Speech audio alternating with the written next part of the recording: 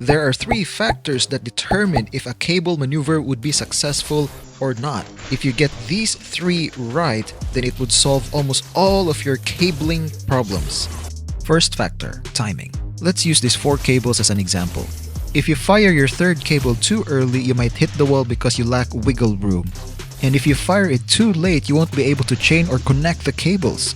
But if you're able to fire the third cable at the right time, you will be able to connect the cables and have wiggle room for succeeding cables, like this one. And if you trained your speed, you'll be able to do straight cables like this. Now let's look at a simpler two-cable example. Here we delayed our second cable and landed exactly where Zilong is. In the next example, we fired the second cable right after the first one. This immediate release brought us way past Zilong. In this example, delaying the cables gave us the exact opposite result. It actually brought us a bit further. In comparison, this is when we fire immediately the second cable. So in an actual game where an enemy is pushing at bot, you need 2 more cables to reach that enemy. But if we delay the second cable, we'll be able to reach the enemy with just 2 cables, and it's much more efficient.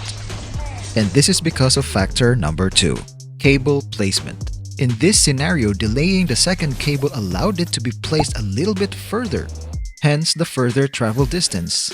While here, it's much nearer with the immediate release. Now let's look at an example with multiple cables.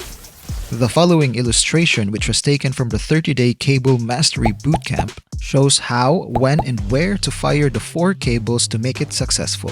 And if you follow that diagram, it should look like this. Take note of the position of the second cable. If the second cable is placed a bit further, this would happen.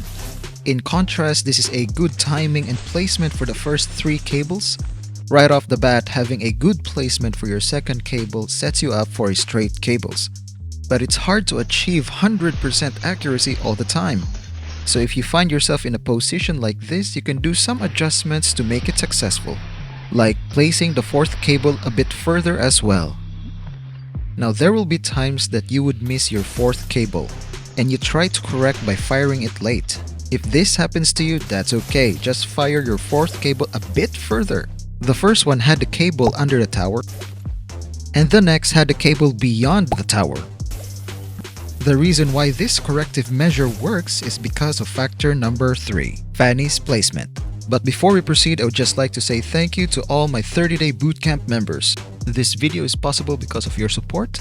Like the other videos, this video is made in response to your questions. So thank you, and let's continue. Fanny's placement in relation to the last 2 cables placement would ultimately decide where Fanny would land. That's the reason why this works and this doesn't. So you need to familiarize with Fanny's position, aka distance, and the angle or direction of the cable. And I've talked about that in detail in this video, so watch that. See you there.